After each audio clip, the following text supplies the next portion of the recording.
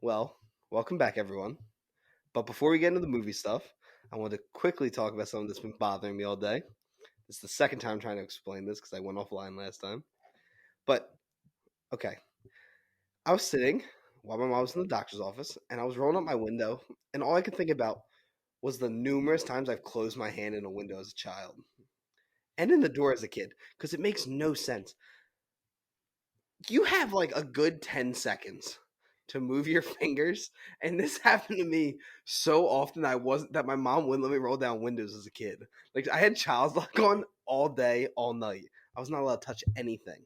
But yeah, did it happen to you guys a lot? It's happened to me quite frequently when I was younger. A lot.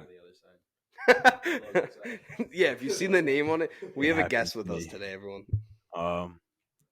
Yeah, it happened to me quite frequently when I was younger. Anything for you, Ryan? I think it happened to me like once, but I slammed my fingers in a car door multiple times. But again, like, That's much how easier to do, fucking though. no, it's not. It Your is. hand has to be in the door. No, I will tell you that when it happened to me, it was my mom's Honda Odyssey, the doors that shut slowly. So it's just as stupid, but hurts way more. That's just fucking stupid. Because you can see that. I mean, you can see a window closing I too. was in like kindergarten. Oh, I was in like third grade closing my finger in windows. Yeah, you were a special child. I was a special child, but I really do think that they've slowed down window speed. Because like I'm sitting there practicing to see like how much time I have before it closed on my finger, and I was like, man, I am a dumb kid. Yeah, But totally. yeah, I just want to talk about that before we get started on the It is episode. a traumatic experience when it does happen to you. It is a traumatic experience. I remember my first time that happened. I remember my first time too. Yeah, not a good time. Are we still talking about windows? We're talking about other first times. That Hey, joke. man, I'm the guest. Neither of them lasted very long or were very good. Nice. I got you. Nice. But welcome back. Your mom to listen to this. I know she doesn't listen to my show. She doesn't care. But welcome back, ladies and gentlemen, to the best film and entertainment podcast out there. I'm Tommy Cresta, alongside me Ryan Fran, and today we're here to talk about the 95th Annual Academy Awards and review the penultimate episode and the finale episode of The Last of Us. You're just gonna skip over the guy that's right here? No, it's in the outline. I'm getting to it. It's messed up. Make sure to check out our show everywhere you find podcasts: Spotify, YouTube, Apple Podcasts, Google Podcasts. And before I ask Ryan how he's been, I have to introduce our guest of the episode, Anthony Russis. Did I say it right? You did say it right. Great. Thank you. How have you been doing, man? Man, I'm excited to be here. A little nervous, but looking forward to, I wrote a whole outline and I completely guessed your answer. And I wrote, I know you're a little nervous about coming on the show, but don't worry. It's only about 5,000 people listening that are going to judge what your opinions are. Nice. Yeah. So it's not that many. Me and I'm Ryan. I'm in a very professional setting right now. Yeah, it's just vibes are high right now. We're doing good. Good, because I need someone else to talk to besides Ryan for Yeah. once. Okay, so Ryan, you did not watch the Oscars. No, but I kept up with it. I had an essay to write. We both did. Yeah. Busy night. You could have had it on the background. I'm not judging you, Ant. I'm judging Ryan. Yeah. You could have had it on the background. You should have seen me trying to write this essay. It was like 11. I just said fuck it and turned it in. Really? Yeah. It was all right. I proofread I it. can't wait for your mom to listen to this. I episode. proofread it and I was like, this is You're like, this is good enough. this is the best I can do. No, it definitely wasn't. It was good enough. What do you think you got on it? I think I got like an 80 something probably. High 80s. High 80s. Except I've had this teacher before and he gave me good grades on my essays pretty much all the time. So you might take some pity on me. Is this the teacher they had to do the presentation for? Which one? The one where you had like a day to do it? But Oh, no. That's a different Different class. Yeah. I was That thinking one about that sucked. the other day. What'd you end up getting on that? 95. Nice. Yeah. So you did good. I did good. You put like no time and I effort put in it. zero effort into it and I But you somehow got got 95. And then I argue with my teacher. I got a 71. Yeah. On an assignment, I thought I did pretty well on. But they're not here to listen to us talk about our school. They don't care about our lives. They just want to hear us talk about film. So, last night was the biggest day in film in the world. It was the 95th Annual Academy Awards, which was hosted by Jimmy Kimmel. You guys didn't watch the show. He was very funny. Jimmy Kimmel, I think, killed it. His opening monologue was hilarious. He made a joke about the slap in which he pretty much told the actors. He told everyone that was there. He's like, if anything happens, if I get attacked, he's like, just do exactly what you guys did last year. Absolutely fucking nothing. Yeah. And then he also talked about if someone comes up and attacks someone, then they automatically win Best Actor and get to give a 19-minute speech. Which, if you didn't pay attention to last year's Oscars, Will Smith did slap Chris Rock. I feel like even if you didn't watch the Oscars, you know about that. Mm-hmm. But still got to bring it up a little bit. The Oscars moved at a really good pace. They cut down like 45 minutes from last year. Yep. I think they need to stop doing songs, like the live performances. Did they do those? Yeah, every song plays once for Huh. Best Original Song. Excuse me. And I think it should only be the winning song. Yeah, that would cut down some time. Cut down a lot of time. Cut down like 15 minutes. Yeah. And then, of course, the donkey from Banshees of Inisherin made an appearance on stage. Pretty cool. That's awesome. Yeah. That was a great donkey. Maybe if you watch the goddamn fucking Oscars. Maybe if you like the goddamn movie. I did like the movie. I didn't love the movie. There's a difference. I didn't watch the movie. You didn't see Banshees? No, I did not. It's a I good probably movie. should. It seems good. It is. It's quite an enjoyable movie. I don't like it as much as Ryan did, but I heard he said it's funny. It does not seem like a funny it's not movie. funny. It's not funny. I did say it was hilarious, which is wrong. It's not hilarious, but it's pretty funny. Yeah, it's really funny watching dude cut off his fingers. Yeah. Really? That's not funny. That's not a spoiler for the movie, I hope. It's funny. But The way they do it is funny. I would say nothing really crazy happened in the wind department. I feel like about everyone that was pretty much given a chance that could win it was going to win it. Hugh Grant made a really funny joke that he looks like a scrotum at one point. That was Pretty funny. And all around, I think it's probably one of the best Oscars in recent memory because the Oscars has hit like a real like plateau recently, Yeah. and they've kind of all been very mediocre. But I really enjoyed myself. And I want to give a quick thanks to the Philadelphia Film Society, which had me and our editor, Colin Gallagher, out to an event last night. Got to dress up all nice in suits. Colin outdressed me by far. Oh, yeah, 100%. He was rocking a $500 suit. I was rocking a $10 jacket from Kohl's. I didn't wear a tie or anything. Yeah. I was trying to go for like the mob boss, trying to debt collect on some people. Of course. No, But, Colin looked great. Colin looked great, and if you guys want to check out what we were wearing, go check out our Instagram, my personal Instagram. Colin posted it too, and it was a really fun night. There was a nice open bar. Got a little tipsy. That's why Ryan couldn't go because he's not 21 yet, Mhm. and we do not encourage underage drinking here. Never. Nope, Never. not once. But no, I had a really fun time. It was pretty cool being part of the high class for once. And I'm not gonna lie, there was no one that was less than 15 years older than me there. They were a lot older than me. But I met some really cool people. I met the president of Philadelphia Film Society, and it was really just all around really fun event. And I hope to get invited back next year. But yeah, everyone was like cheering when like certain people won awards and stuff. It was a really cool experience. I would really like to go back. Nice. And in 2 years, Ryan will be able to come. Yeah. But now to our winners. This is the part that everyone wants to actually hear about. No one cares again about our personal life. And so far, I'm going to just run through these, okay? Yeah. Like, I'm going to go pretty quickly. So, starting off with Best Sound, Top Gun Maverick took that home. Best Hair and Makeup went to The Whale. Best Film Editing, which was a big category for me and Ryan this year. Everything Everywhere All at Once took that one home. Best Documentary Short was The Elephant Whispers. Best Adapted Screenplay went to Women Talking, which I did not think should have won. I think that's the only one I was genuinely like annoyed at. Yeah. That I still made- haven't seen it, so I can't say it, but Maybe that and Best Score. I thought Best Score was a little... I didn't mind Best Score. You're still good. Yeah. The Boy, the Mole, the Fox, and I forget the last one. I think it's the Horse. Won Best Animated Short. All Quiet on the Western Front took home Best Cinematography. And I saw some dumbass on Twitter. He's like, All Quiet on the Western Front won for Best Cinematography. He's like, I think this was a mid-year for cinematography.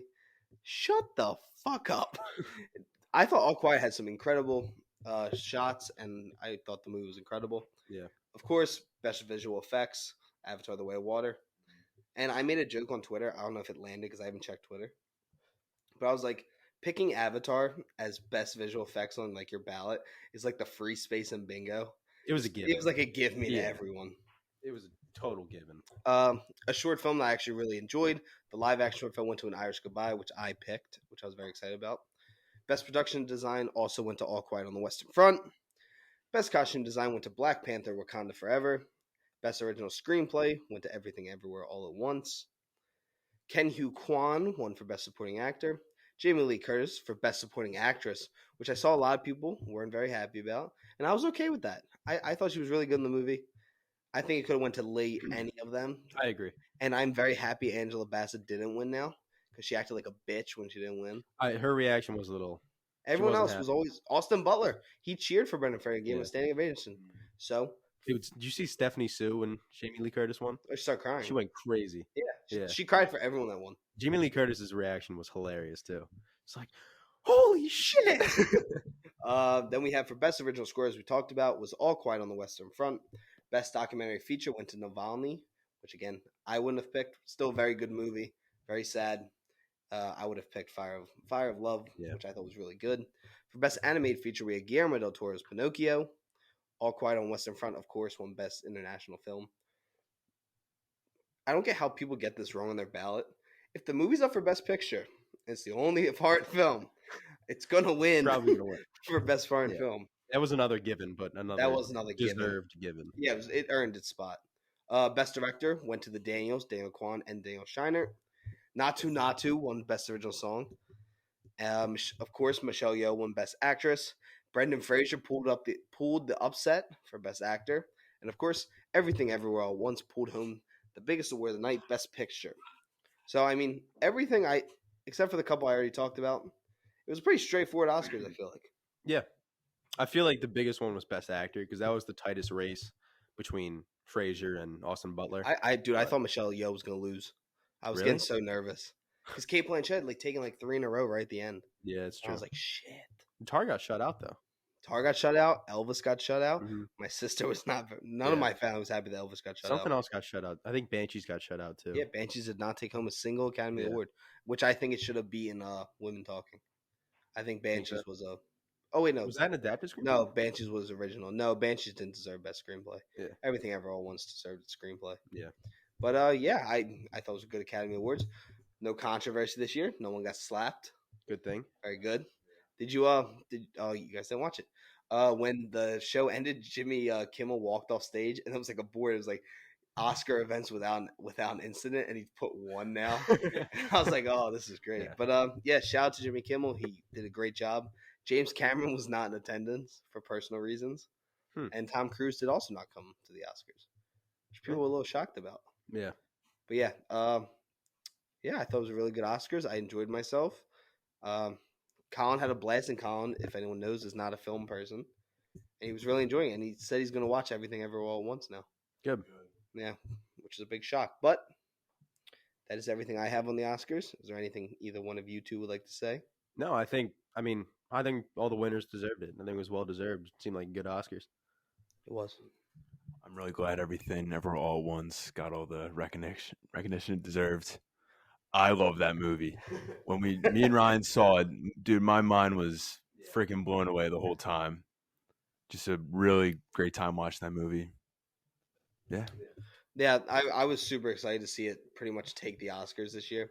Yeah. It was the biggest winner, of course, Best Picture, but then it also won it took them home the most awards. I think it took him 7. And I was looking up. There's not many movies that you see that 3 actors and actresses win for the same movie. I think The Godfather did it, and I really can't think of another one. Yeah, that's crazy. Yeah, taking him 3, it's insane, and it took home the big 5. Yeah, original screenplay, best director, best picture, and then took home actor and an actress, and took home an extra actress just to make sure it won. Yeah. But Navalny is actually on HBO Max. I go watch that again. It's very sad. But yeah, before we get into the Last of Us review, we have to try and attempt an ad read, which Ryan and I have not done a live ad read in about 2 months. Yeah. So this is going to be pretty much like a practice / real one, and we're going to try our best to make it sound good. So I'm gonna take a shot here and start us off. I believe in you. Do you actually? Are you sure about that? No. Yeah. We'll see how it goes. Okay. So getting to know yourself can be a lifelong process, especially when you're always growing and changing. Therapy is all about deepening your self-awareness and understanding, because sometimes we don't know what we want or why we react the way we do until we talk through things. BetterHelp connects you with a licensed therapist who can take you on the journey of self-discovery from wherever you are. So I'm a big advocate for mental health anything like that, going to therapy. I went to therapy for, I think I'm done now, but I had done it for probably like a year and a half. And I had always been one of those people that was like, oh, therapy's not like my thing. I didn't think it was. I also had that very idea like, oh, men aren't allowed to cry unless you're watching a Spider-Man movie. But I then went to therapy. I found it extremely useful.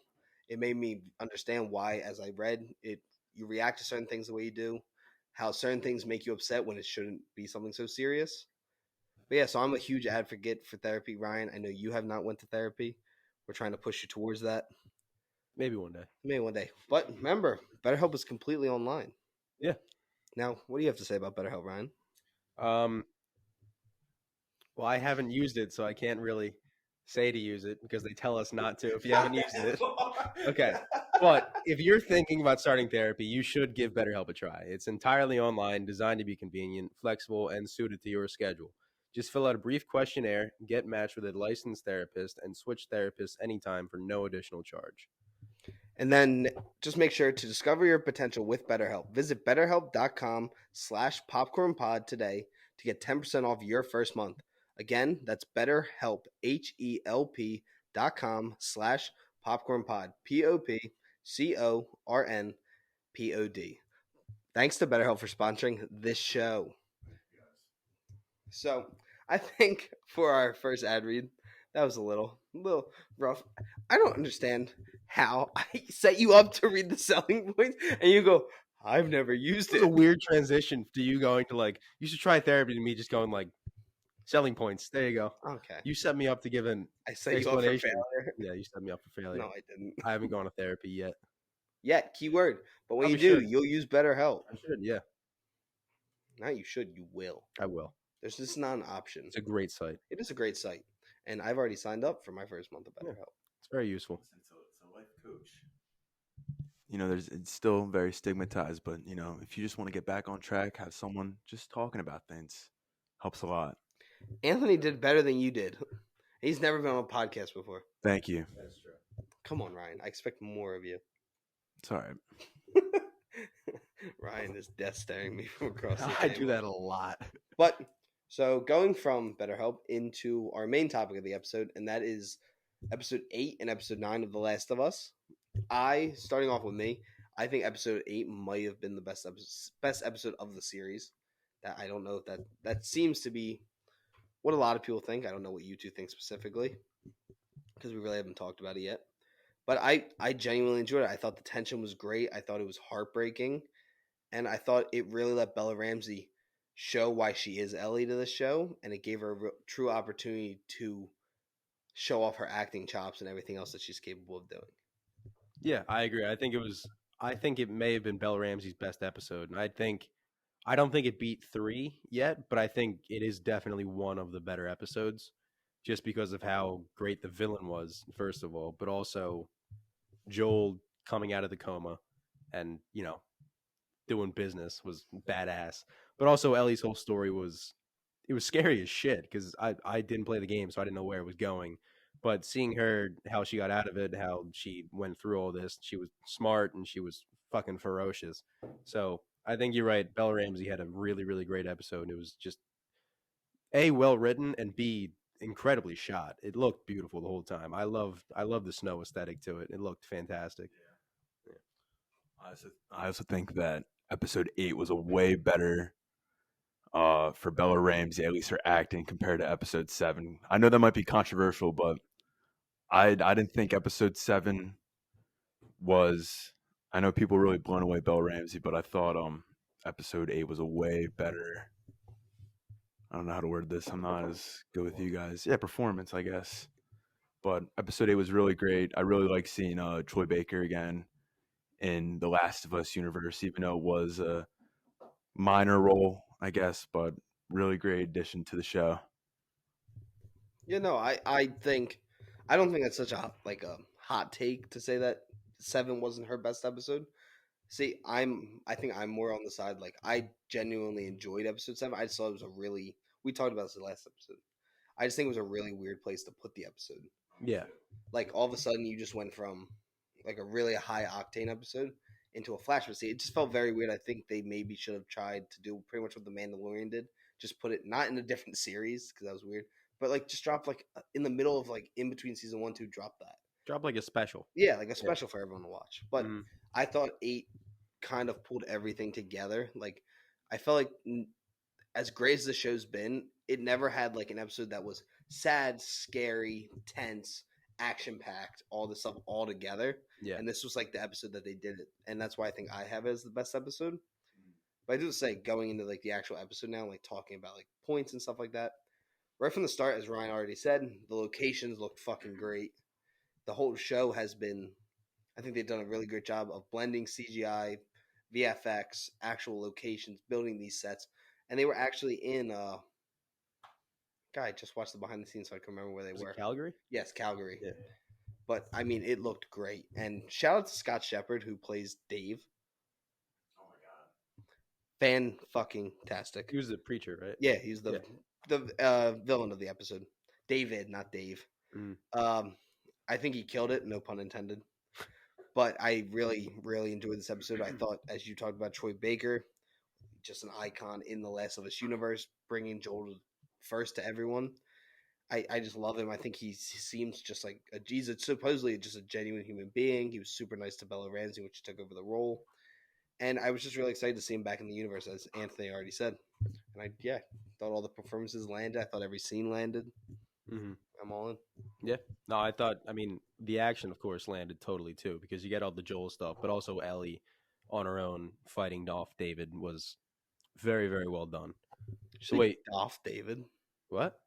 Did you say Dolph I David? said fighting off David. Oh, I was like, who's What? Dolph David? Okay. Dolph Lundgren came in. Yeah, dude, I'm so confused. But If like, she dies. But you can't use that line. You haven't nah, seen I the haven't fucking seen the movie. yet. Whatever. I said something real bad. No, I thought her fight was just the way she just got that cleaver and put it right in Troy Baker's throat. Dude, that was nasty. That was great. But the way she was very resourceful, like grabbing the fire out of the stove, I guess, or just fireplace and just throwing it, lighting the whole place on fire.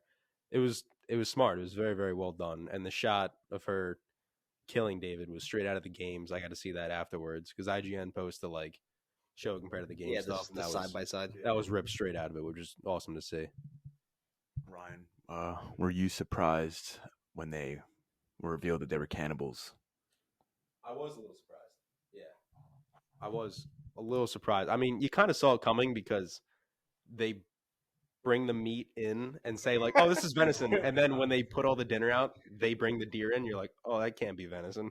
But they drop hints throughout, which you can piece it together. But when Joel finally walks into that garage and sees all the bodies hanging, then you're like, "Oh shit!" No, the realization is the ear.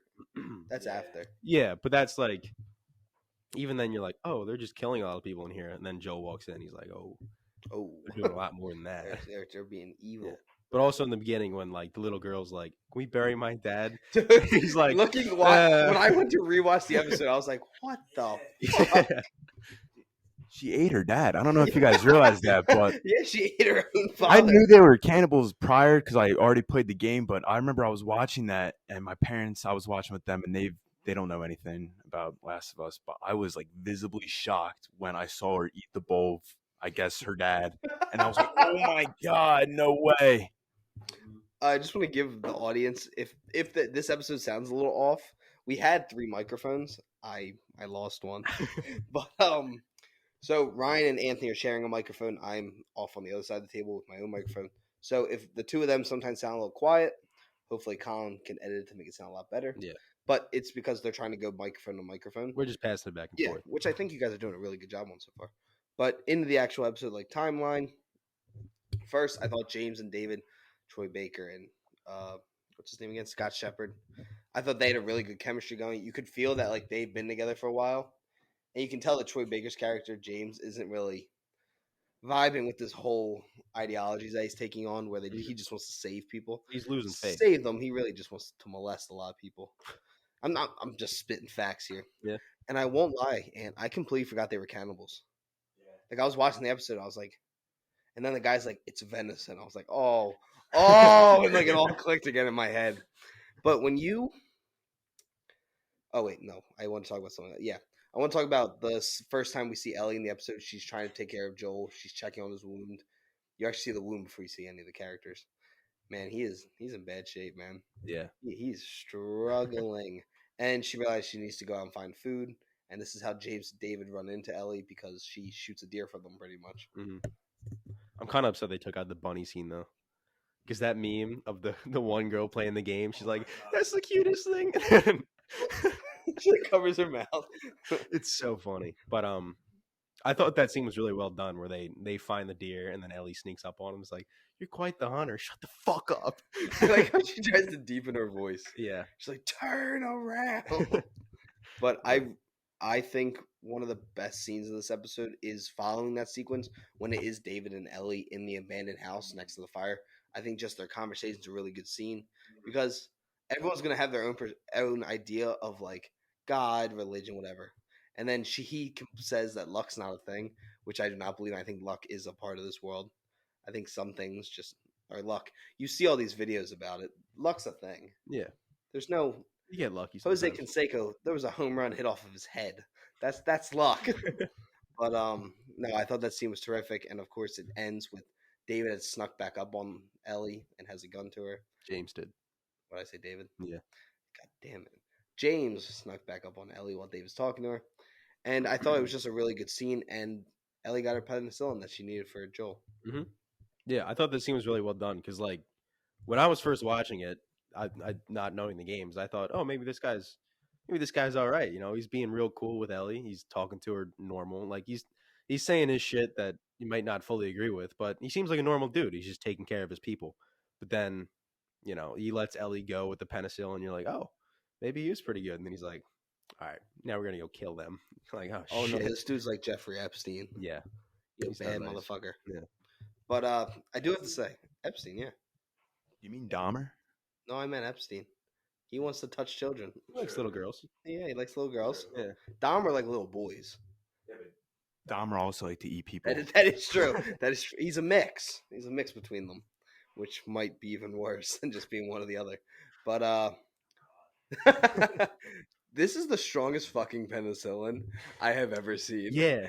I don't think you're supposed to put it right in the cut. Like, first of all, not put in the cut. Not only that, Joel then turns into the goddamn Incredible Hulk and goes on a fighting rampage. yeah, off 2 shots of penicillin. 2 shots of penicillin when this dude couldn't even get out of bed. And a little whisper pep talk from Ellie. It's like, Fucking kill him. you kill him. You fucking kill him. Yeah, she did say that. She loves her F words. She loves her fuck words, yeah. We then move into the scene with the villages, the ski resort or whatever, the kitchen.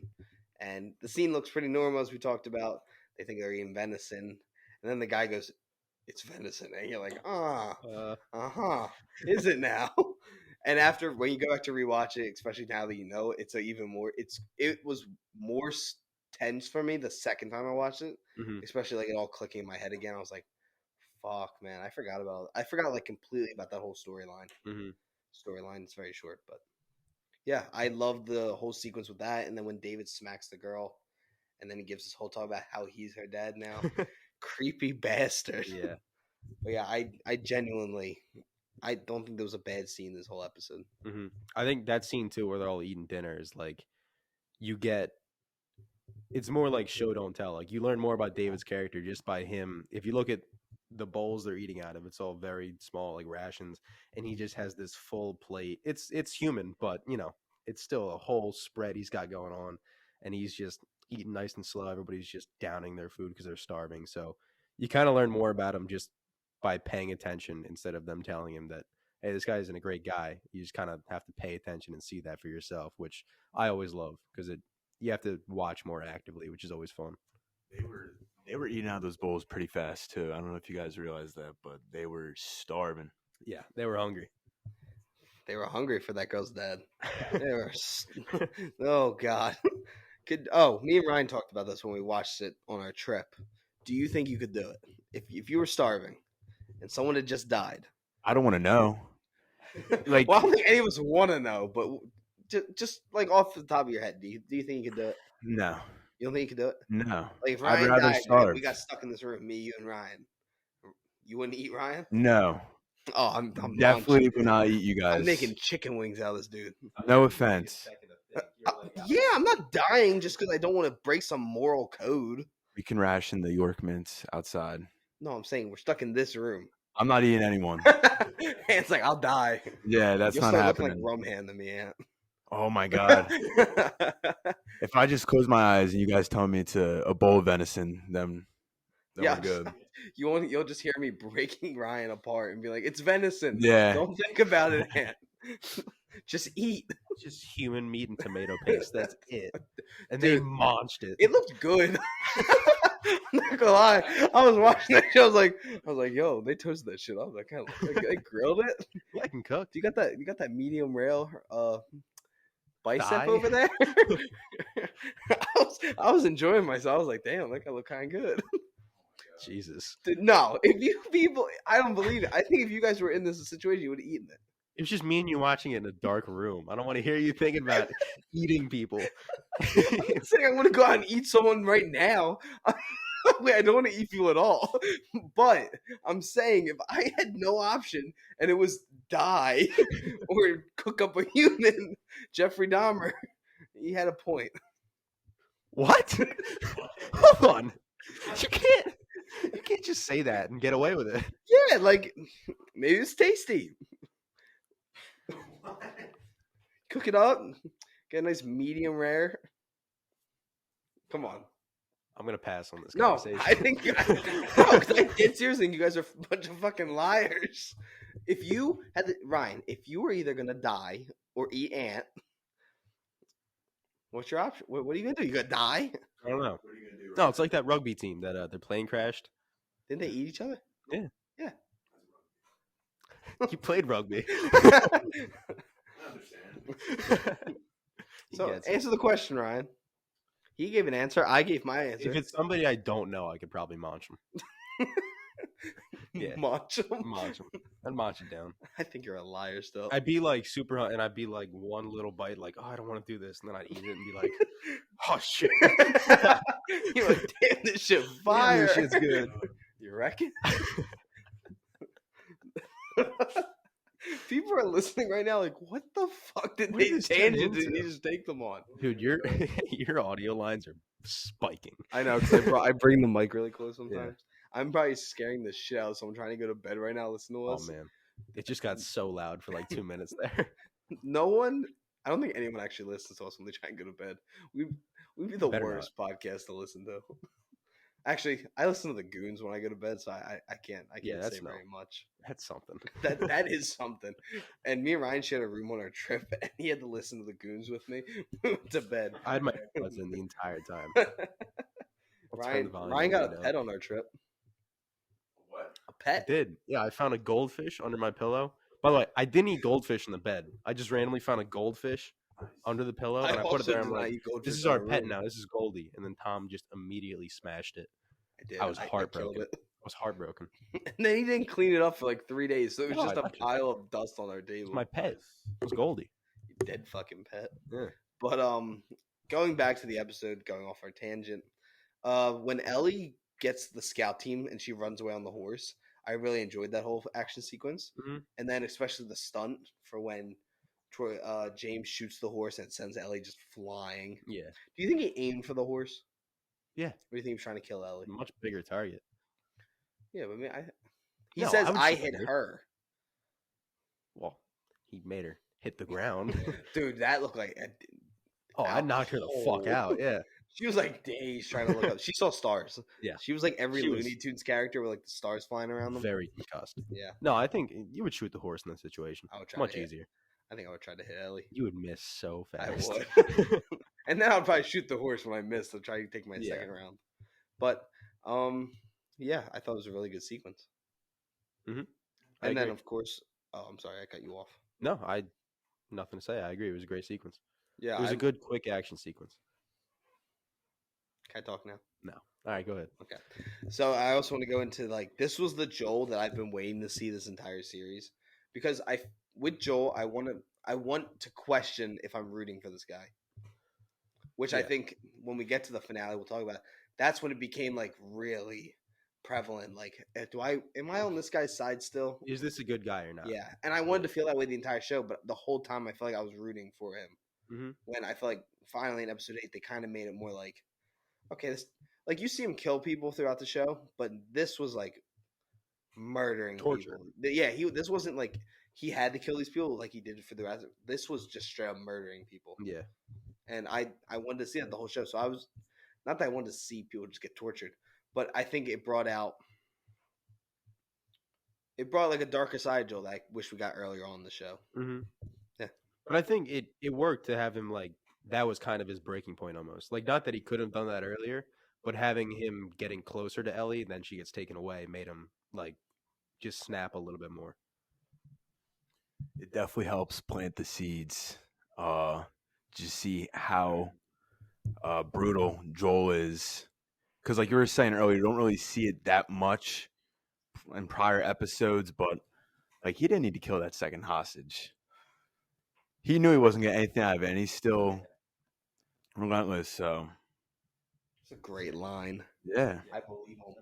Boom! Beats him with a fucking pipe. I don't think he beat him. I think that one hit did the job. But we move from there into what I think is the best scene of the episode. Mm-hmm. And this is when Ellie wakes up inside the cage and she has the scene with David. And David, of course, brings up the quote from it. He says, "You have a violent heart," which we get glimpses of how violent Ellie is. Like in the very first episode, she stabs that guy. Yeah. Like we get hints of it.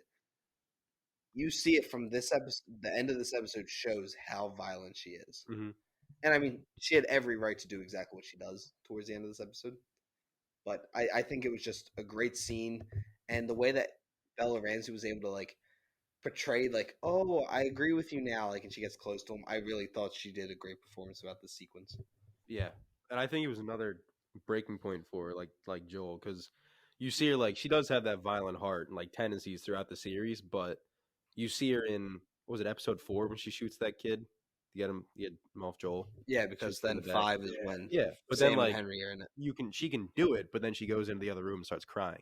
Like she's fine hurting people, but when she does it, she's like, "Oh shit, I just did that." She doesn't feel good about it. I think this was the one time she's like, she obviously still didn't feel good about it. She was pretty fucked up afterwards. Yeah, but, because even in episode 9, you still see the effects of what she does. yeah, I think this was the snap for her, like, there's bad people in this world and they need to die. So she's able to do that now. she is still, like, I would say from when the show first starts, she still is, even though, I mean, she did stab that guy first episode, a pure character. She hasn't been that tainted by the world that she lives in. So when she's put into this situation where, you know, she has to Commit these acts. Yeah, have to commit these acts. That it, you know, it definitely does. It changes her. It, you know. Yeah, I need help speaking on some things, guys. Oh. I'm not as.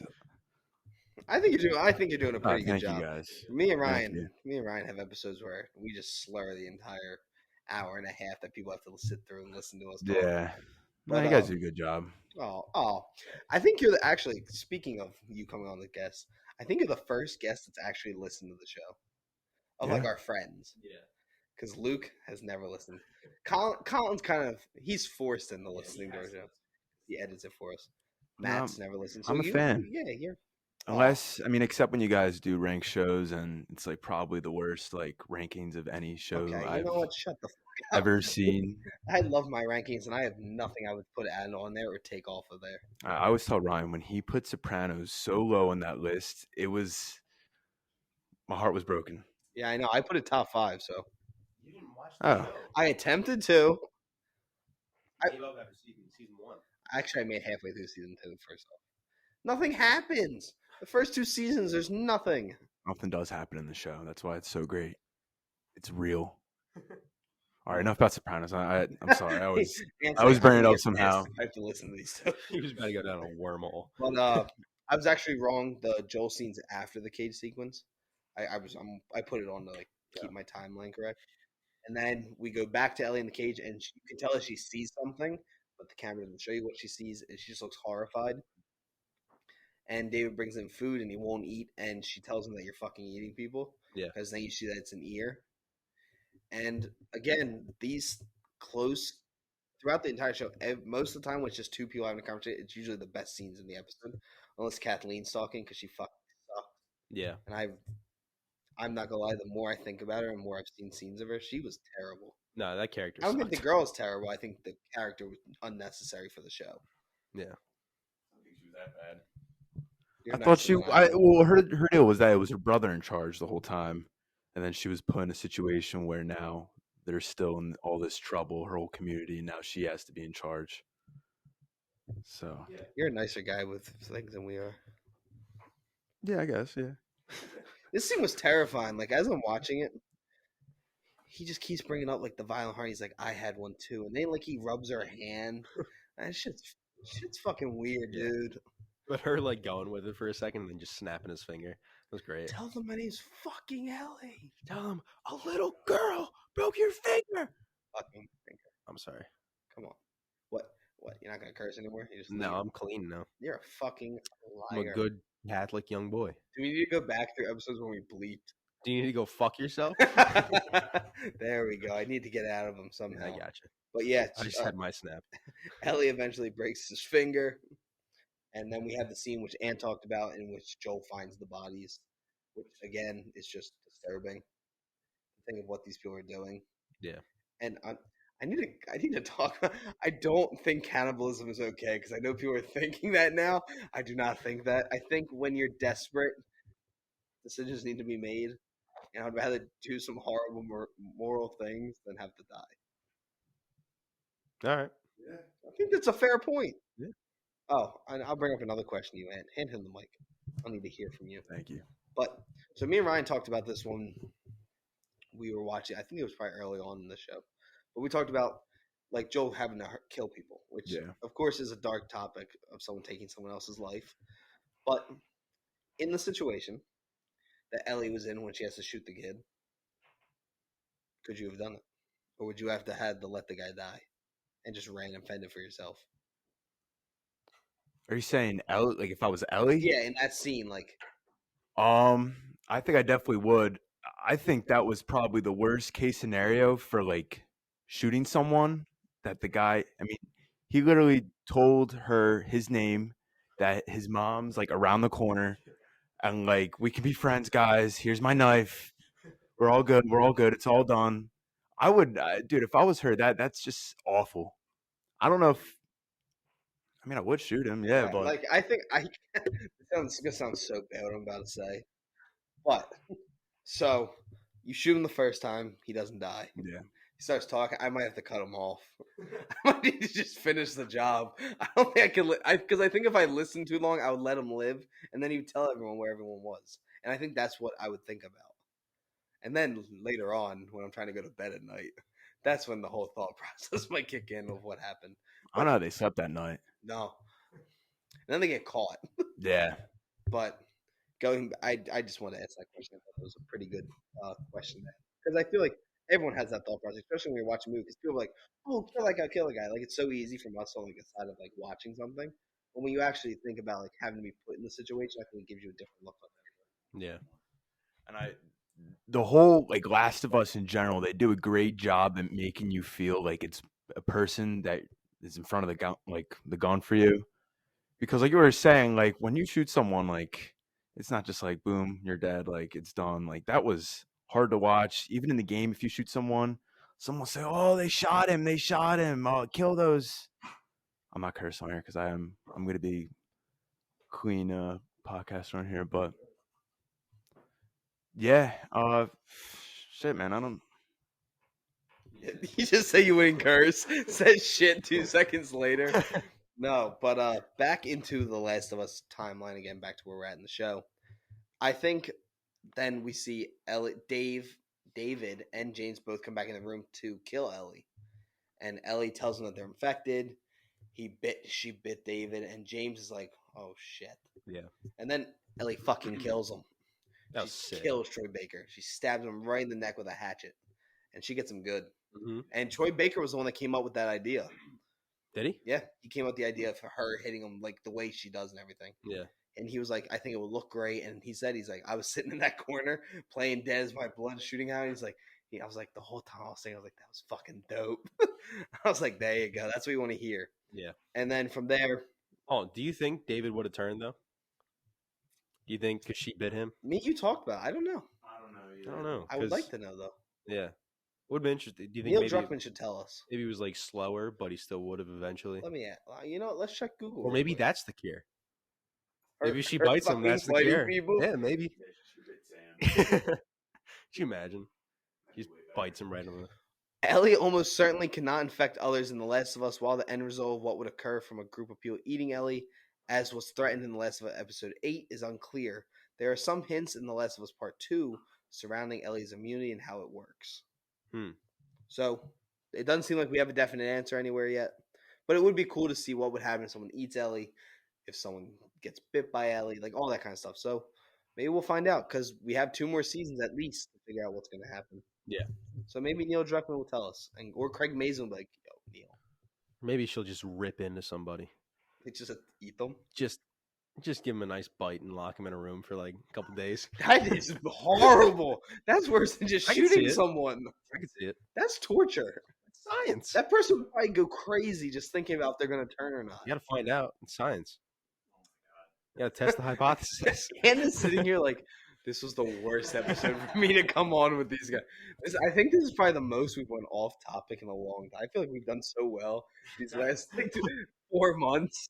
In this episode, we're just like, you want to see us do absolutely nothing with the story? Yeah. Like, we're 46 minutes in. We still have a whole other episode. Yeah, we got it. We're chilling. I clicked off the light. I'm trying to watch. So, as we talked about, the next sequence is Ellie trying to get away from David. She's locked in the kitchen with him. Not the kitchen, the whole dining building. Yeah. And I forgot he pulls the knife out of James's neck to use it. Yeah, he Yeah. can give a shit. I did want to say, I said this to Ryan, I think, when we were watching it.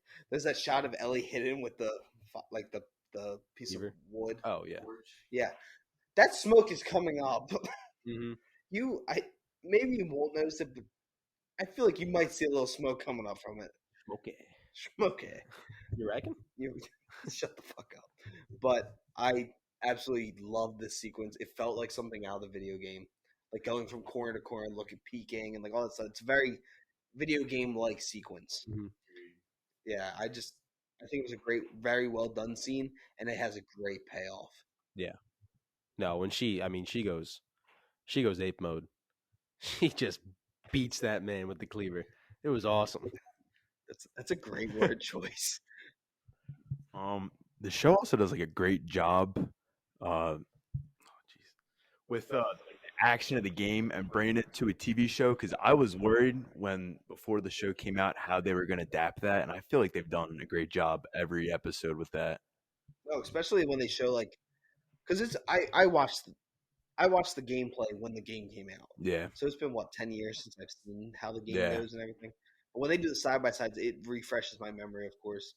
And the way that, especially like they've done it really well throughout the show. But I feel like this scene really like the way she's crouched, going from around the corner, Mhm. grabbing it like a knife, like all that kind of stuff feels very, very similar to a video game, very much like The Last of Us is. yeah.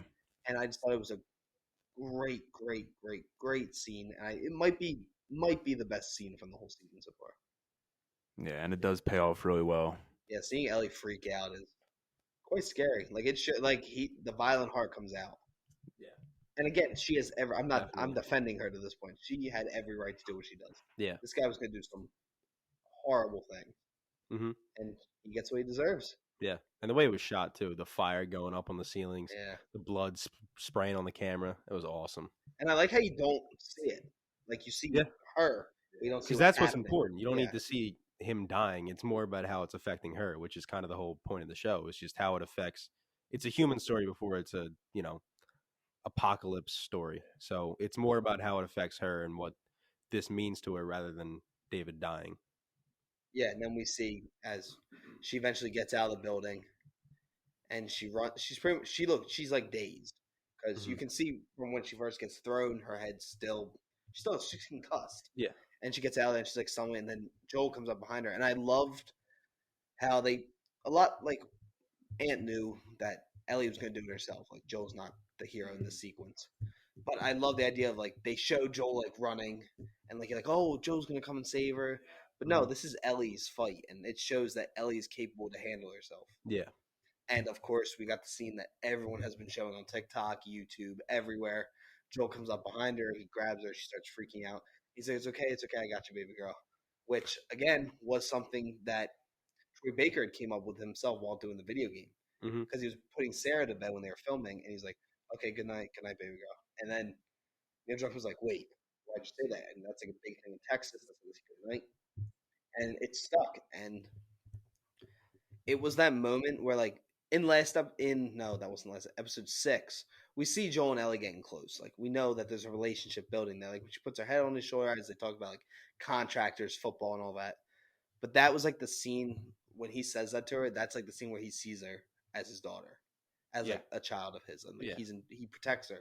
And I think it was just a great way to end the episode, especially to set up a finale for the season. Yeah. When if you know the games, you know what's coming up soon, within maybe not the next episode, but in the beginning of the next season, if they truly follow the gameplay. Yeah. Which I really hope they don't. But yeah. What? 4.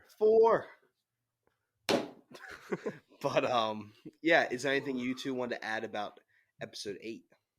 No, I think just the way Joel says baby girl too, so like he doesn't even think about it. Like he hasn't probably hasn't said that since 2003, and he doesn't think twice before saying it. Like he just grabs her and says it's okay. And it made it mean even more. I really enjoyed the episode the whole time I was watching it, but it really came together that last minute when Joel was speaking to Ellie. That's when I really was like, wow, this is a really great episode. Because it just shows Ellie and the progression both these characters are taking, where, Joel's reverting back into a father figure, and Ellie's just going batshit crazy. So she really is going. Yeah. Because we know that she's not going to be fine after that. No. Not only killing the guy, it's the thought that what she's thinking about, like what would have happened if I didn't do this. Yeah. What if what he wanted to happen happened to me? Mm-hmm. And that's something that not just bothers you for a little bit. That's something that sticks with you for the rest of your life. Yeah. Especially like the way she kills him. You're never gonna forget about that. But yeah, at least they got more tomato paste. Oh, that is something I thought about. Where the fuck was the rest of the village? Yeah, they didn't realize that there was a whole ass building on fire. Yeah, they did kind of leave. Well, it could have been like because they were already like very low on numbers. So, and then David brought like his 5 biggest dudes and probably most of, if not all, their guns with him to find Joel. So it could have just been like the women and children hiding the whole time, which that's a good explanation for it. But at the same time, you could have just had like one line from David or James saying that, but I don't think it's a huge deal. No, it's not a huge deal, but it was something I thought about when I watched it for the first time, and then when I watched it for a second, I was wondering where all these people are. Yeah. Because you would think that they would have to like run away. Yeah. I mean, it's a valid criticism, but I don't think it's anything that like hurts the episode or anything. Yeah, and of course, now we're going to go into the finale of the show. And going into the finale, me and Ryan had talked about on the show multiple times, was that we were nervous about it feeling rushed. And when they announced, like, oh, the episode's going to be 42 minutes. Yeah. Like, that's how long screen time's going to be. And then credits, of course, adds it up. And behind the scenes, that all adds up to 55 total minutes. So you have 42 minutes to bring this to an end. Yeah. Which, Anthony, you played the game. That's a lot to do when you're at this point in the gameplay. Like, that's still a big chunk. Yeah. Like, nothing crazy, but enough that you're like, 42 minutes might not be enough time. And when you've taken 2 episodes to do storylines that are not affecting the main story mode. Mm-hmm. And I will say, like, just on my quick thoughts, I thought the episode was very good. Yeah. I thoroughly enjoyed how they ended the season. We'll talk about when we get done reviewing this. We all had a little conversation after the episode ended. We're just sitting there talking. And I think we brought up some valid points about where the show has to go from here. And especially when Neil Druckmann said that this will be more than one more season. He's like, I have 2 planned at the moment. Yeah. Part 2 will be more than 1 season. Yeah, part 2 will be more than 1. Which it gives up. You have to think of different ideas how to do things. We know that Ellie's much older in the second game than she is right now. Yeah. So that's something else you have to think about. But we'll get more into that stuff when we finish reviewing the actual episode. Mhm. But yeah, do you guys have any opening thoughts about the finale? No, I think it was a really, really good finale. I thought they adapted it well. I think it ended the season well. I do think it was maybe not the episode, but the season as a whole.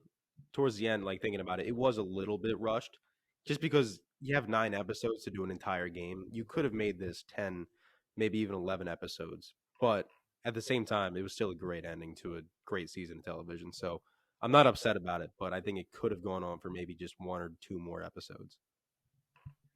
And having Ashley Johnson back as Ellie's mom is probably the best role they could have given her. I think she did a great job as Ellie's mom, but I really enjoyed that. I thought that cold opening was great at the beginning of the episode. And I was worried because when I first started playing and it was like 43 minutes, I'm like, dude, this can't be like, there's like a lot of stuff they have to do and there's not enough time to have all this. But I thought it really paid off. And it was really interesting seeing how, because in the game, they don't, I mean, I haven't finished part 2, but they don't ever really explain how Ellie's immune. So seeing, I don't know, Anna, Ellie's mom get bit, and then Anna. And then, so that pretty much, I just thought that was crazy that they pretty much explained how she's immune. But it was also interesting seeing, what's her name? Marlene. Because I didn't know that they grew up together. And so that's like another parental figure, I guess, in Ellie's life. But that's 2 different sides of the coin. Because, I mean, I don't get too far into it, but. Yeah, and we see, because the first time Ellie actually meets Marlene, like to her memory, is when she's chained up. Mm-hmm. So she doesn't really know Marlene, even though Marlene's known about Ellie since she was born. Mm-hmm. So that gives like a whole nother dynamic to Marlene's perspective on how the cure is going to work and all that, which comes to a head towards the end of this episode. Yeah. Now, and thinking about it more, Marlene did not keep that promise at all. No, I said that, but I wanted to save that part though, like where she doesn't keep the promise, and then because I have some stuff I didn't like about this episode because I did not think this episode was as good as 8, 5, 3. Yeah, I 2. agree. I think this episode to me was good. Like I don't think there's a bad episode on the show. Mm-hmm. I think this was to me one of the best seasons of television I've had in the last couple of years. Yeah, that at least I can think of because I haven't watched Succession, so I can't give my opinion on that. But I have some things I wanted to talk about when we get to like the hospital sequences that I think they could have done better, and I think a longer runtime would have helped with. But yeah, just something I wanted to say because I would want to talk about like together instead of one of us says it now and then we pretty much repeat ourselves. Yeah, when we get to the actual part of the episode. But as Anthony talked about, the opening scene is Ashley Johnson as Anna running, and you can hear it's a runner chasing after. It's not a clicker because it hasn't fully developed yet, which I really love. I love the whole concept of how they work. Yeah, which is like they just develop over time. Yeah. Mm-hmm. I want to know more about bloaters. I just want to know more about like because you know that they're like they've been there for a while. Like they've probably been infected for a good amount of time. Yeah, but I want to know how long, and I want to see someone become infected because we like follow like their transformation into a runner. I don't need to see him become a clicker. That would be cool. I just want to know, and I thought we were gonna get it with Anna, but we didn't. Yeah, I also want to see somebody take down a bloater because we still haven't seen that. Like we got the one in episode 5, but then it ran away. So I still don't know how you kill those things. Well, it didn't run away; they ran away. Yeah, the clicker, not the clicker, the bloater is going crazy. Yeah. Oh God, remember he rips the dude's just that head was awesome. apart. Wasn't it Perry or something like that? Yeah, Perry. That was Perry was dope. Dude, he was like, "Run away! I got this!" and just immediately gets ripped. And then it was like some 2000 slow mo. Yeah, that was weird. That was weird. It's weird frame choice. rate. Mm-hmm. Very weird. Yeah. But as I talked about, Anna, we see her running, and she gets into this house, which you know that Marlene. Eventually, you figure out that Marlene's supposed to be there because she says when she opens the door, she's like, "It's me, it's me." But there's no one else there waiting for her. Yeah. And I'm not gonna lie, I did not think about that when I was watching. I didn't even notice that she said that. She Really? goes, "It's me, it's me." I Yeah. thought she was just like yelling. Mhm. I don't know why, but I missed it in that. And you can see like the distress on her face. She tries to block the door. She puts the chair up, and all this while she's 9 months pregnant. Yeah. On the verge of having a baby. Her water burst. Is that what we call it? No, you say your water breaks. Yeah. Then she can't. I do have to say, when she tries to open the door and it doesn't open because her hands are slippery. Of course, I'm not a woman. I've never had a child, and I can't imagine it's that slippery that you can't open a door. I mean, there's a lot of water. It is, but you can hold things when you have water on your hands. And I don't think it's not water. It's not just water. It's not water. It's mostly water. It's not just water. Yeah, a but lot I of don't know. things It was just involved. something I thought about. But that could just be me. It just seemed a little like tropey to like horror and stuff, where they can't get the door open. And something like that. That's just something I thought about. But I could be wrong. But it was just a quick thing. Like it wasn't. No, it wasn't hold like up super too much important. time. It's just something that was in Yeah. my head. That It wasn't like she was trying for like a minute. if, and ran if up it the was like that, stairs. I would. That would have. This movie, the show would have lost something. Like knocked her through the door. That would have been so goofy. That would. Like it jumps on her and they both fly through. Let's clarify. And then Ellie just flies out. It just shoots out. But then eventually the runner gets in and it attacks Anna. And you see where Anna got bit, like on her leg. Mhm. That thing never bites towards her leg. Yeah, I was thinking that too. I was. It doesn't- It should be like her neck or something. It could have been. I think it's when she was stabbing it because his head kind of goes down for a second. Maybe. I think it's I'm probably watching around right now. there. That's what I was thinking about. Yeah. I love that Ellie's just on the ground when she looks down. He just. Phew. That does bring up another question for me. I thought about that. If a baby gets infected, Okay, Does this it- is a whole different part. so I thought you were so- going somewhere No, else no, with no, this. no. Oh God! If a baby gets infected, the cordyceps would mutate and it would eventually turn into a clicker. But would the baby continue to grow up? Like if No. a kid got infected too, No. would it keep growing up? You think? The kid clicker. Oh shit! You're right. Yeah. All right, never mind. That would be crazy to see a baby. No, because they're clicker. dead. Yeah, no, that makes sense. But a baby clicker just Wah, crawling around. But just instead of wang, it's just clicking Yeah. noises. Oh, that would be so funny. I I would love to see that. Oh, Tom, you know me. Come on. come I on, man. I love terrible shit in shows. I can't wait for that baby to die. Yeah, did you see? You know that show that Andrew Garfield was in last year, Under the the Banner of detective show. Heaven? I've heard of it. I didn't watch it. The whole show's about a mom and her 15-month-old baby getting decapitated, and the whole Really good time show. on every review, Ryan's like, "I can't wait for that baby to die." Because Yeah. the whole show's like you're waiting to see the murder No, happen. no, You're trying the to whole figure show out is who trying to did figure it. out who did it. Yeah. Not, But you know they're going to show the murder. I'm like, come on, I just want to know. I got to see this baby. oh my god, we're gonna get the. Oh, we're not making any money. And then when it finally happened, I was like, oh God. Yeah, then when it happened, he's like, "Oh, that's kind of dark." Yeah. Great show though. Great show. Yeah. Very good. It's on Hulu if you want to watch it. Mhm. I'm gonna use that actually as my recommendation of the week, Alright. but we'll save that. So then that was the cold opening of the episode, which was very dark compared to most cold openings in television. Yeah. But we then cut back to the house. And it's nighttime now, and we see that Marlene and two other guys are going towards the house, and eventually they find Anna, and you see that Anna's been infected. I think I just did that into the mic. But I could hear it whistling. I was like, what the hell? oh my god, this episode's so fucking That gulp was- scuffed. That gulp was disgusting. But eventually, Anna tells Marlene that she needs a promise that she's going to take Ellie, bring her to Boston, have someone raise her. And as we know, that doesn't happen. Yeah. Because Ellie ends up in a QZ In Fedra school. in Fedra school. But Marlene then has to kill Anna. And Mhm. it's very sad, even though you just met her. You know how depressing that has to be and how sad it has to be to kill a friend that you've known your entire life. Yeah. And it eventually cuts back to now, current day Ellie. Yeah. But then, like, Marlene, Anna asked her, like, find somebody who can take care of her. I don't think she meant Fedra school, where she's going to be tortured for, like, 14 years. We actually Like, don't know. She could have mean- went to like a home and Yeah. it didn't work. So they It's sent not her the to Fed- worst option. Sounds But you pretty could have kept her fucking with, like- shitty. Yeah. Do you want to go to Federal school? She had a nice Walkman. It was a Walkman. That's what I said. Walkman sucked. You ever use the Walkman? Yeah. They're great. Well, they're not. Tune into Phillies games. You It's can. awesome. And like current ones that have radio, yeah. My uncle's got one down the shore. I use it sometimes. It's You real like your nice. Walkman? Dude, Walkman are awesome. What would you rather Just have? Your, clip it on. would you have your Walkman or your AirPods? They didn't have AirPods in 2003. No, I'm asking you. Oh, AirPods. Okay. We were talking about Last of Us. They didn't have those yet. No, and then Joel comes to find Ellie, and he has Boggle, the worst fucking game in the world, and Chef Boyardee. And right away you can tell that Ellie just isn't there. Yeah.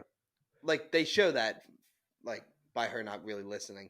But even when she's, like, they are having conversations, she seems out of it. And it's really sad because you know that that's something that she's going to be like that for a long, long time. Yeah.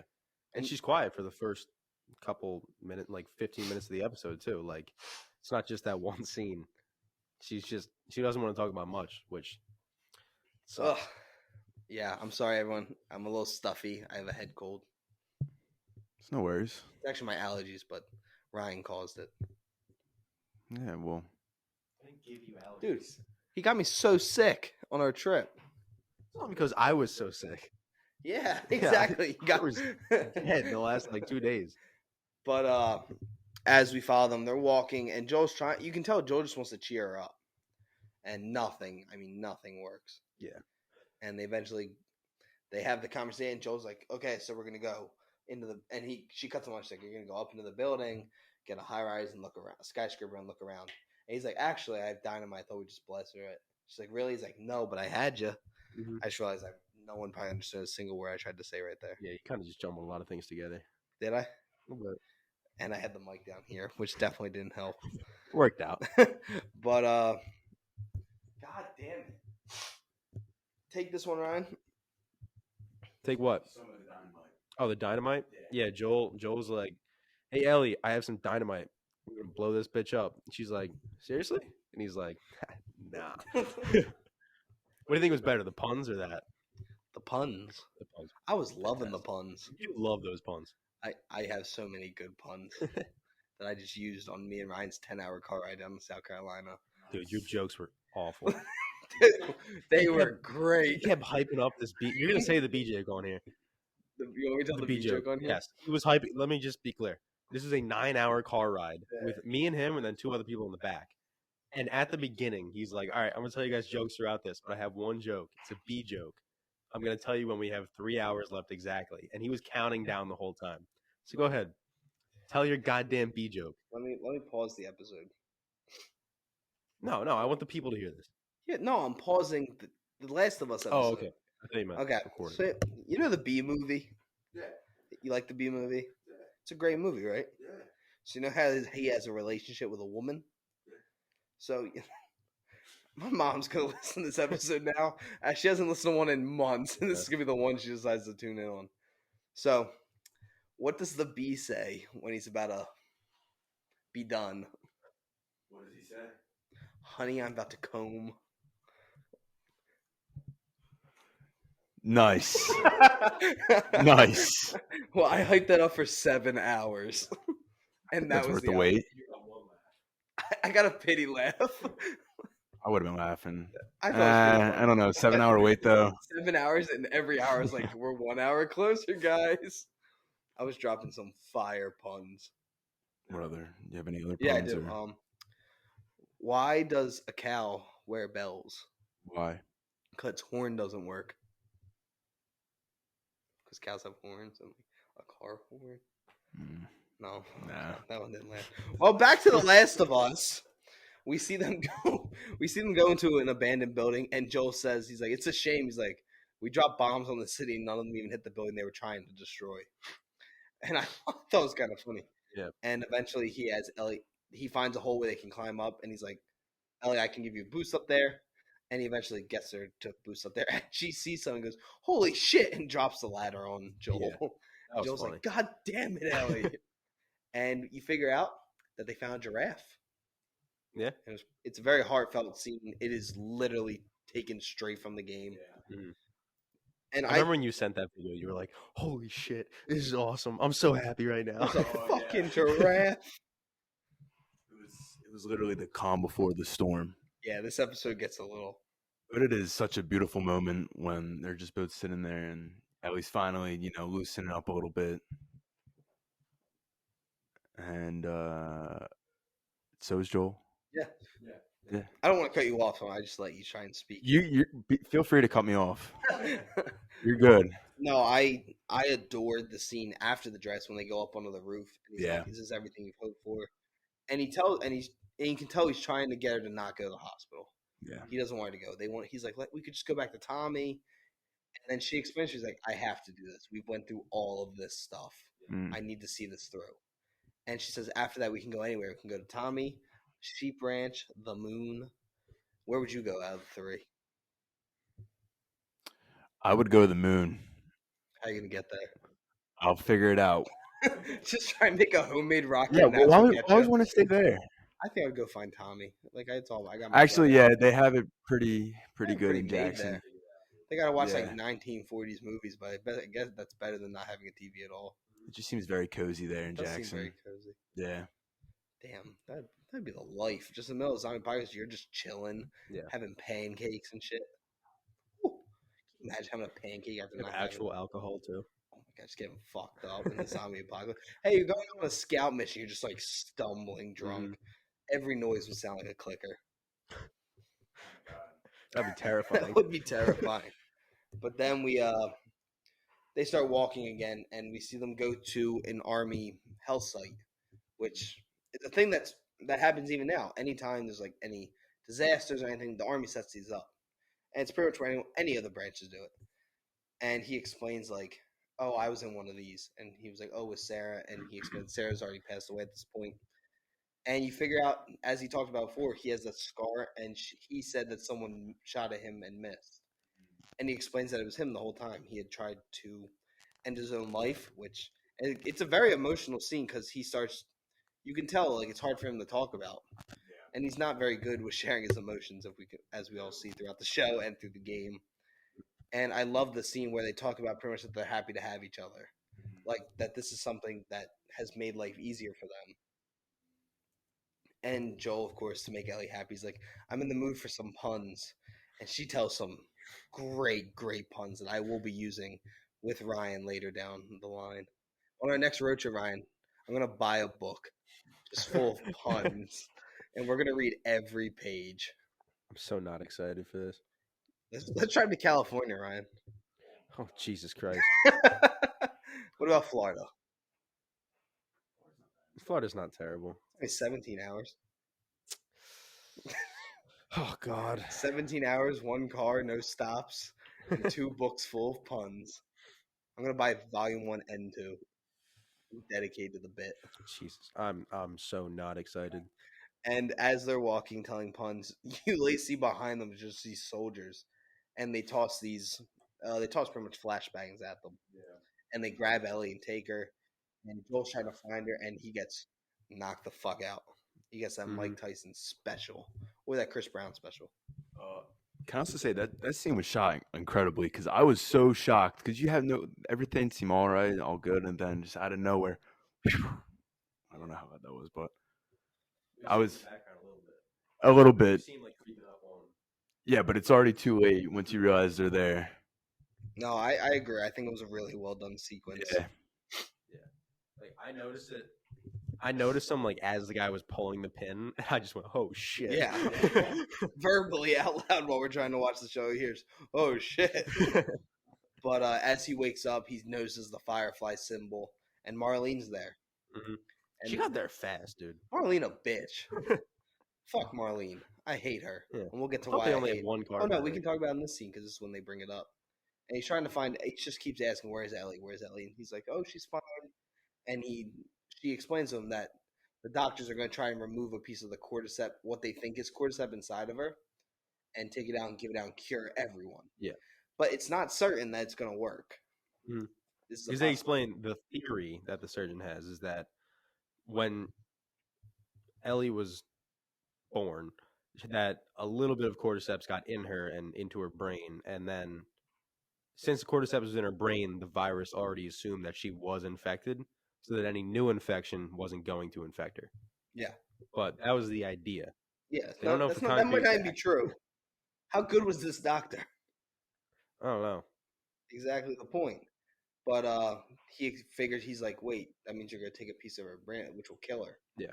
And Joel right away is like, no, like don't do this. And then she goes off on this tangent about, she's like, I made a promise. Bitch, you aren't following the promise. She said, keep her alive and keep her safe. Yeah. And you're really killing this girl. Mhm. And now you can talk about your Marlene part that you want to bring up. She just, I already kind of said it. She just gave her straight to Fedra, I guess. Probably. I mean, it seems like Ellie kind of was only in Fedra school, which she hated. And she didn't even know Marlene. So obviously Marlene didn't keep her for long enough for Ellie to remember her. She didn't keep that promise at all.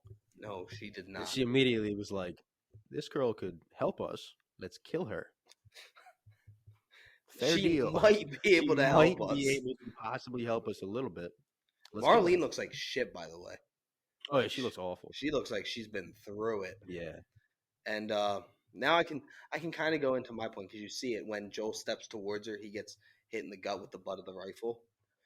Anyone, this could be just be me and my personal preference and what I've seen throughout my military career, but why are all the rifles, the butts are all the way in? It makes the gun, first off, weird looking as hell. Secondly, it can't be comfortable. You're holding it that close to yourself. The stock and everything's going to be right against your shoulder. And it just doesn't look natural. Like, that's not a way you would hold it. Yeah. And I get, like, maybe it's just a choice. It's a weird choice, and I don't think it's done the right way. And I tend to, when I'm looking at movies and, like, TV even, with gun work and stuff like that, the show's been pretty good with it. Mm-hmm. Like, there's been a couple things I've been like, I'm not a fan of that. Yeah, like all the guns being on full auto. Yeah, that's like that, especially in a apocalypse when you're not going to have the largest amount of ammo. And they make a point of that in episode 3 when he gets the rifle in the beginning. Drops it. He's like, I don't have any ammo for this. I'm not going to find any bullets. So why would you have a full auto gun? It's just little things like that. And I know people are like, oh, maybe that gun's only full auto. There's no AR that's only full auto. Yeah. You can turn it to semi-automatic. And it's going to do just the same amount of damage as shoot someone with 1.556 if you miss. Because when you're shooting full auto, you're probably only going to hit one or two of the 6 shots, probably. Yeah. If you shoot one, you're probably going to hit it because it's where you're aiming. And when you're on full auto, it's like a circle. So then we see that Joel is pretty much told that, like, oh, we're going to bring him to the highway, give him his bag, and that's it.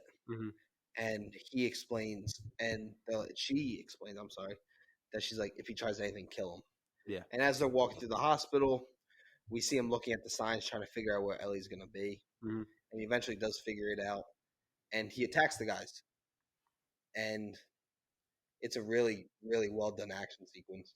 I like the way he grabs the one gun, shoots the guy who's aimed at him, and then worries about the guy who's actually fist fighting. Yeah. When you'll see a lot of times, they'll take it, they'll shoot that guy, then turn. That guy's going to shoot you in that time period. But if you go for that guy first, it at least gives you a chance. But this is where I start to actually have a negative with the show. This is, Anthony, you can correct me if I'm wrong. To me, this is like the highlight action scene. Yeah. It's going through this hospital.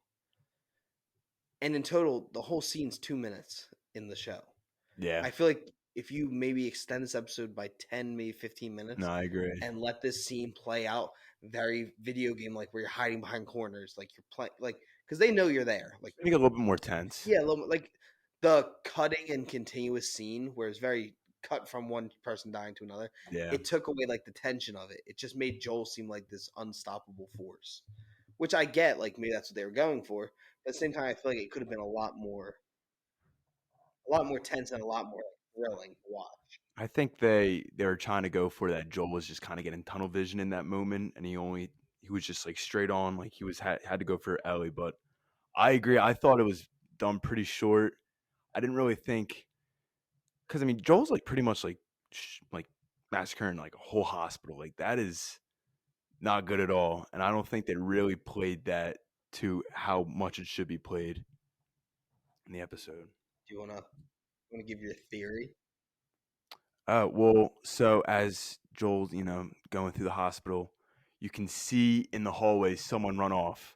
This could be any random person, but if you know anything at all about the second game, I think it's a certain character.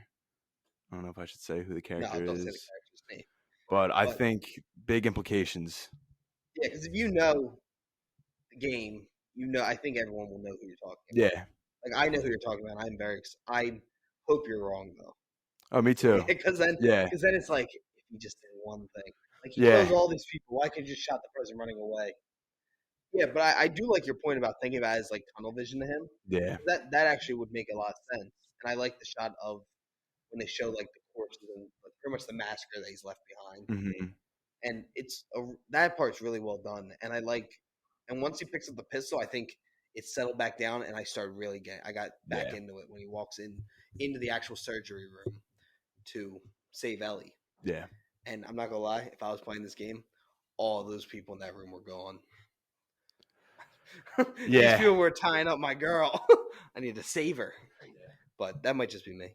Yeah, I think the hospital shootout, it was done well, but I think you could have showed more of the action. Like the gunfights that they do show looked really good, but I didn't love the whole just like fading in and out of the gunfights. I wish it was more like I don't need like a 10-minute one shot, although that would be fucking sick. That would have been But dope. but I feel like we could have used more of him going through floor by floor, just taking out all these fireflies. And I think also the fireflies is what I was saying before needed a little, maybe like another episode or so. The fireflies throughout the show, I never once, you can correct me if I'm wrong, this is in the game too, but I never once got the idea they were good at all. Because all we've seen them do were be terrorists in Boston and then try and kill Ellie. Yeah. That's it. Like, they were never good guys to me. So Joel killing these guys, it's supposed to be a bad thing because it's just mass murder. But I never saw it as a bad thing because I never liked this organization. So that was just one thing that, like, I didn't think Joel was really doing. I mean, he was doing a bad thing.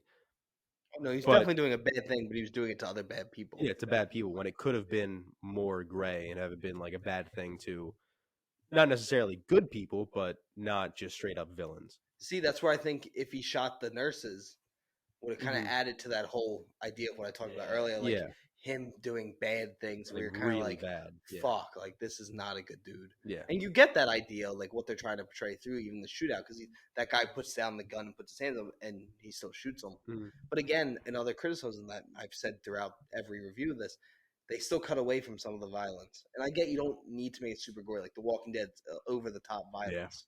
But the game, it's a very gory game, especially Yeah. even in the second one. So I hope maybe they get a little more into that going forward.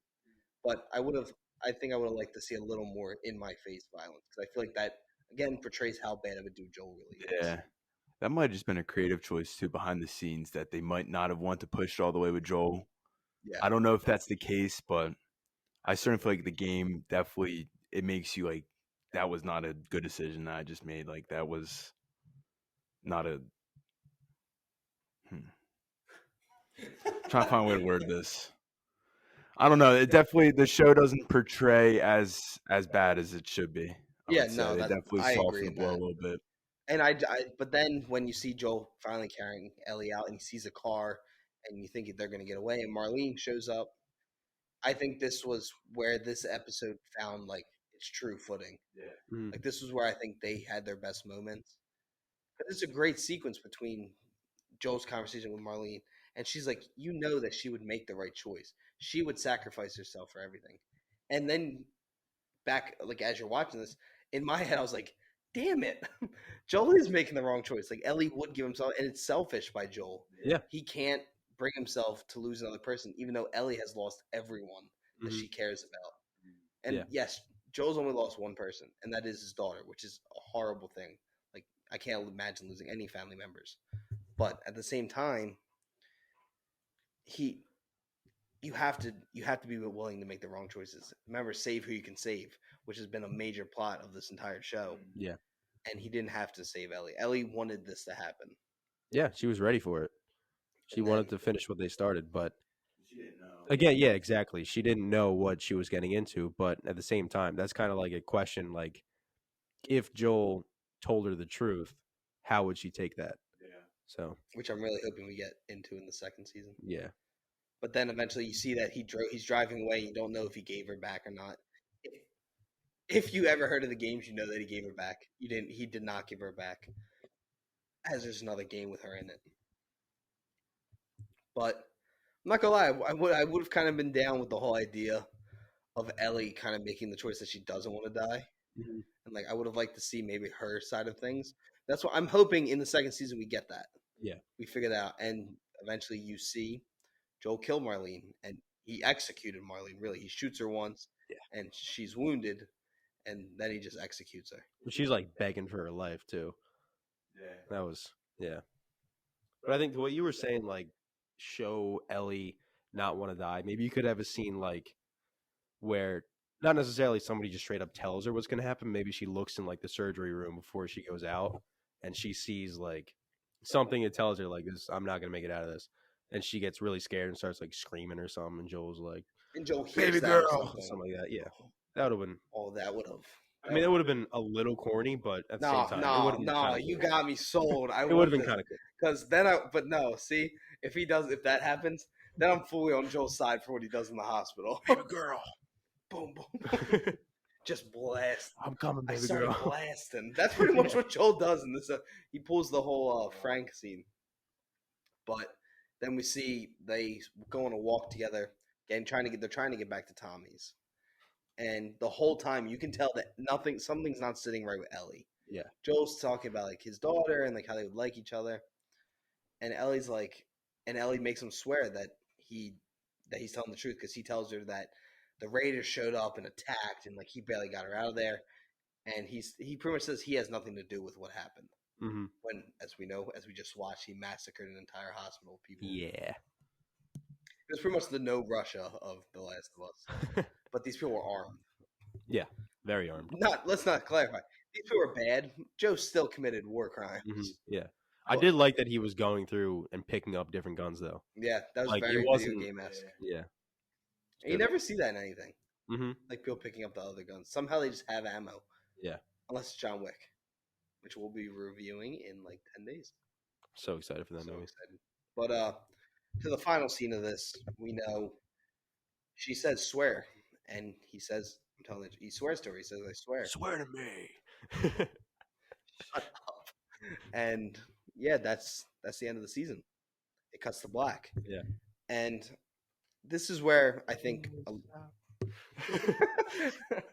Yeah, you don't get it. Shut up. We're trying to do a podcast. God, we don't go off top. I don't go off topic the whole episode, and you just start going off topic. He got it. He got the joke. Shut up. But going to what we talked about when we first finished the episode is that we talked about how they're going to move from here into the second game. When there is a time gap in between. Like, she gets older. Yeah. And it's gonna be hard when Bella Ramsey probably won't look much older when next season comes around. I mean, she's still younger than us. Yeah, well, By a she's few your months, age, but still. actually. She's a few months younger than me. Maybe, yeah. So around the same thing. Yeah. But I think I'm really hoping, because Aunt, you brought this up when we were talking about it, that they maybe take their own creative freedoms with the second season and kind of like do that in between time. Yeah. And it lets us kind of see the fallout of this whole of Joel doing what he did. And I would like for Joel to tell her what he did. And then you have like a whole argument, like there's a fallout kind of between them. Yeah. Like I want to see all this. So, and then maybe season 2, if they do that like in between thing like you're talking about, maybe season 2 ends with, the scene we're all thinking about. Yeah, she's 6 months younger than you. Mm-hmm. Oh. Wait, what scene? Or the scene like 4? Yeah, okay. I think that needs to be in the third season. I feel like that's too soon to do it. I love Bella Ramsey. I think she's done a great job. I think it would be a good lead in to the third season, though. Yeah, maybe at the end. Then, like, in the off season, you're hyped up, like, dude, this has got to give go Ant down. the mic. Get off the mic. It's so tough because I seriously I have no clue what they're gonna do. My thing is they just wait straight up. Like they don't I don't think a season's gonna come out the next year or two. But the story is there for part 2.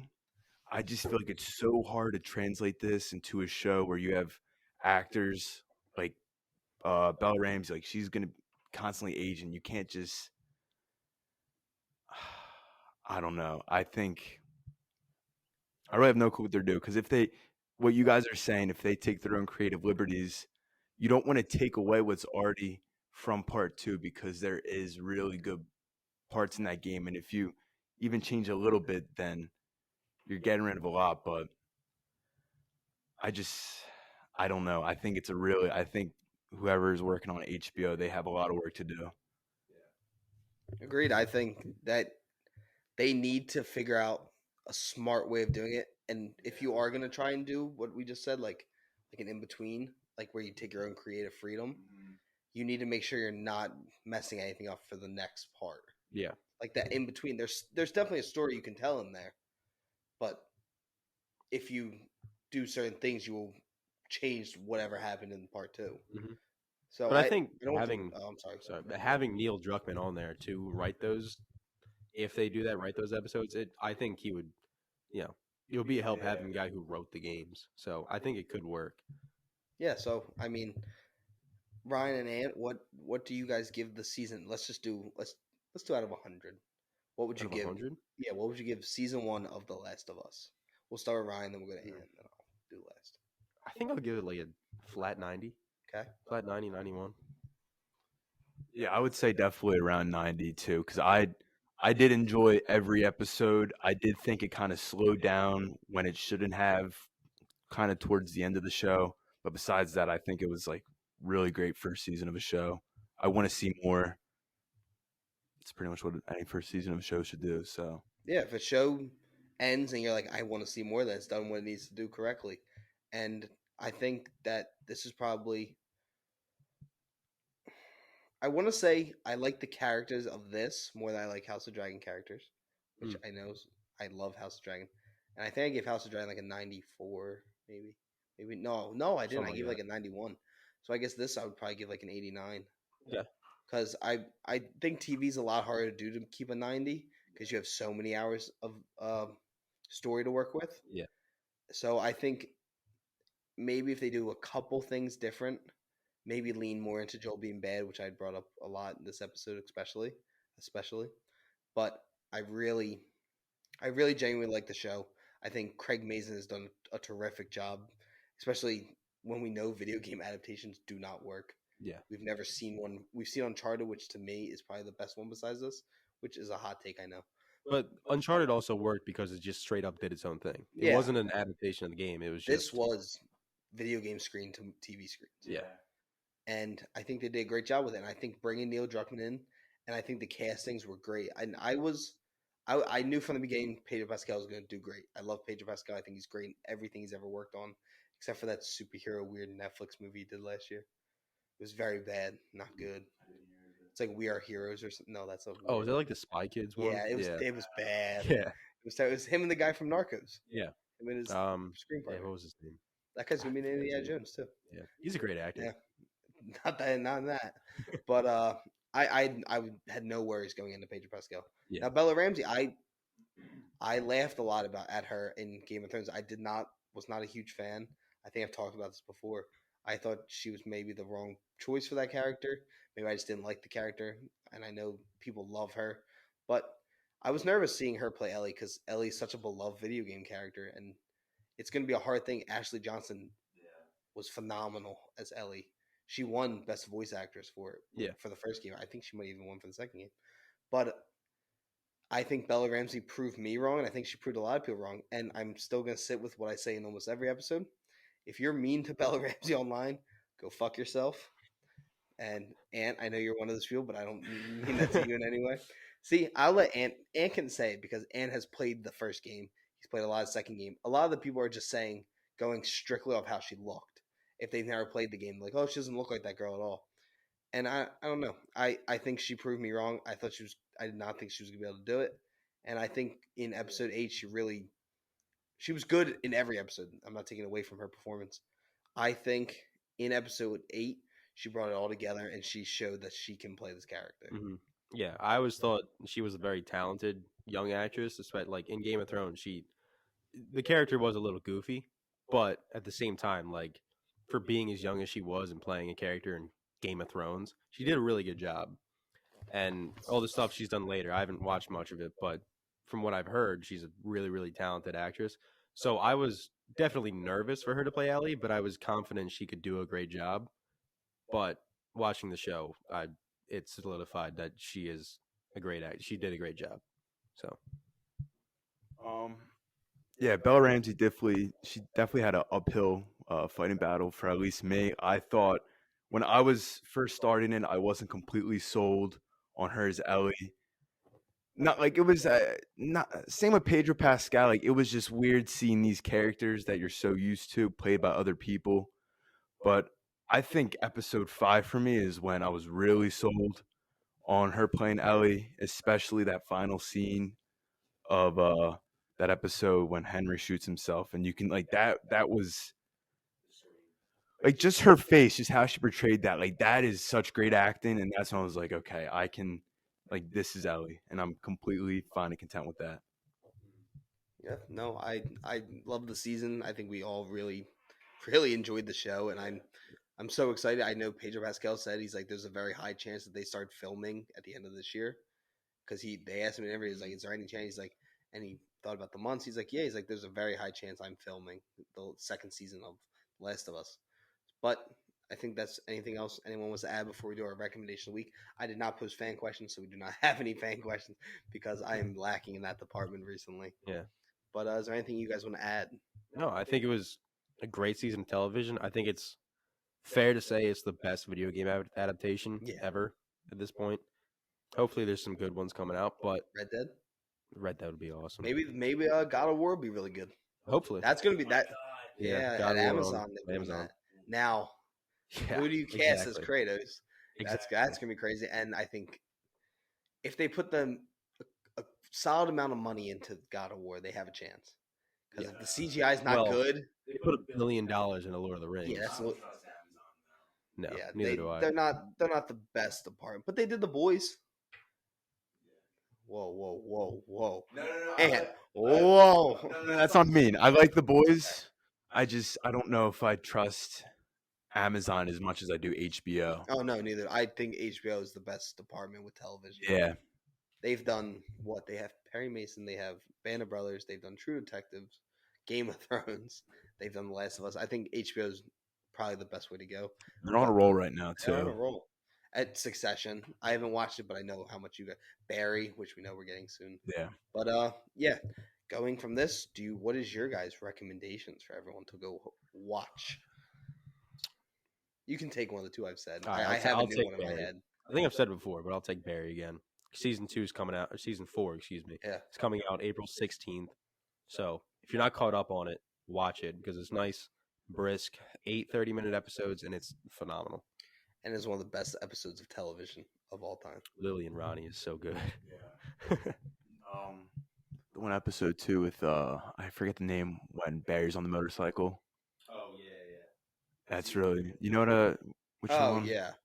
That's a good episode too. That whole show is great. I was thinking Barry, but I'm also gonna say Succession just because it's coming out soon. I think Succession's probably the best show currently coming out right now. It's the best drama. If you're not watching it now, definitely start it. I like how you Just so you looked me can- dead in the eye. You're like, if you haven't watched it, Just so you can get caught up because I do think it's a really I put in the same vein as Sopranos, The Wire, any other the HBO grades. Same with Last of Us. I don't know if I'd add that too, but I think Last of Us has potential to get up there. But I'd definitely say watch Succession. That is my recommendation. I'm going to take a different approach on my. You guys have said shows that are coming out. I'm going to say a show that is currently airing right now, and that is The Mandalorian season 3. So, IGN gave the second episode a 5, which Ryan showed me, and I was not feeling it. 5 out of 10. Yeah, but I went and watched it, and everyone was like, "Oh, it's too dark. You can't see anything." There's nothing wrong with the lighting. He is in a cave. It's supposed to be dark, and you can tell what's happening. Did you watch it? Yeah, I thought it was a good episode. I really enjoyed myself. Better than the first one by a lot. Yes, thank you. And I really enjoyed it, so I'm super excited. I love the show. I think Pedro Pascal is great, and they've taken the violence to like a much more adult level this season so far, and maybe it's not like gory or anything, but like there's a little more like oomph to the punches, the shooting, the stabs, all that. So I'm very excited to keep watching. It comes out every Wednesday and is on Disney Plus. And now Ryan, give the mic back to Anthony.